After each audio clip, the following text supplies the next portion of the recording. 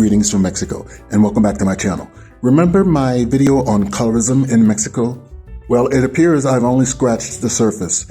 One of my favorite YouTubers has done some research and has revealed that this concept goes back generations, many generations, not just here in Mexico, but in most of Latin America. To appear white or light-skinned is ideal for getting ahead in these countries. Now, as you know, many immigrants from these countries have immigrated over to the U.S. going back, at least into the 50s, right? Mexicans, Guatemalans, others, they all have immigrated over and brought their families, some legally, some illegally. But the point is, many of them, through their families, after they gotten settled in the U.S., many of them acquired positions, high political positions, such as, for example, the LA City Council that's been in the news lately. People like Martinez and De Leon, their families immigrated to the U.S. and they ended up in City Council.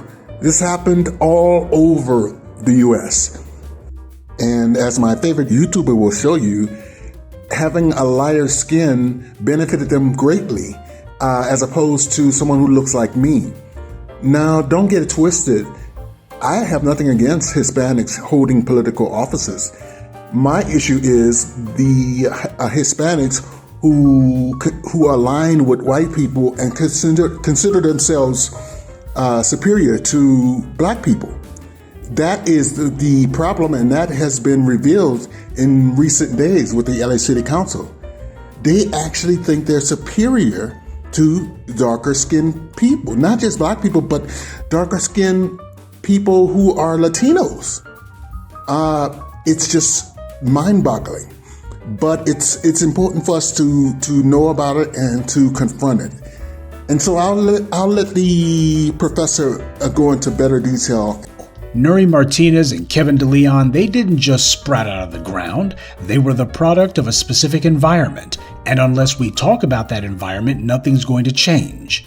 Even the LA Times has been forced to have to admit to the racism problem that's come out of Latin America. But why weren't they reporting on it before now? Because they didn't have to wait until this happened. The problem is this exploded so big and it was so undeniable they were forced to have to acknowledge it.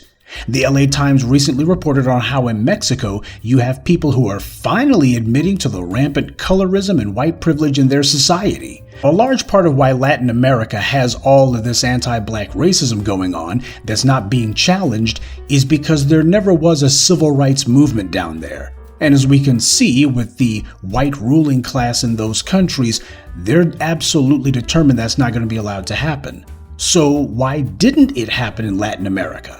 Well, that's because when the Spanish showed up, they used the same trick that the Catholic Church used when it went into non-white countries. They told everyone that they didn't care about race, that, we're all just one big happy dysfunctional family, while at the same time they were enslaving and oppressing only black people. The problem for a lot of them is they do know that they have a Spaniard in their family tree somewhere, usually someone who raped one of their ancestors, or they perhaps have some Blanco more recently who wanted a quick roll in the hay. And what this means is for a lot of them, since racial equality is not attainable, they instead look for interracial sexual access because at least for some of them that is attainable. Rather than admit to the reality, they instead dig in their heels and double down on the delusion that their problem is class, not race, because for them it's simply too painful to admit that some of those white in-laws or relatives that they like to believe they have cannot stand them. This has led to an enormous amount of internalized racism in Latin America.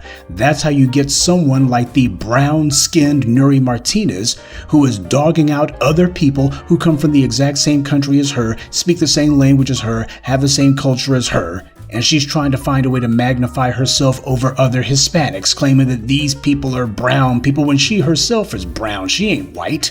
See, the problem for people like Nury Martinez is in Latin America, the Blanco ruling class doesn't allow people like her to classify herself as white. Yeah, she can sit there and pine away for it and wish that she could be and tell herself that she basically is a darker shade of white, but they don't allow that down there. Either you're one of the Blancos or you're not. and she's not. But in the United States, on the other hand, where white supremacy is more sophisticated and refined, they have no problem taking some of these other groups and making buffers out of them. So that means they'll go ahead and let a Nuri Martinez show up or a Kevin DeLeon, and they can get a driver's license and they can identify as white on their driver's license, but white supremacy is not fooled.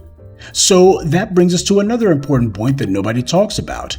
Why is it that a Nuri Martinez or a Kevin DeLeon, who are brown-skinned, will simultaneously claim to be both white and people of color? Why does that happen? Well, Hispanics themselves have explained it. They don't ever say, we're not white. Instead, they say they're just not Anglo. The problem is a hell of a lot bigger than just Nuri Martinez and 3 other bigots spitballing anti-black racist strategy in a room somewhere. Good day, and be one.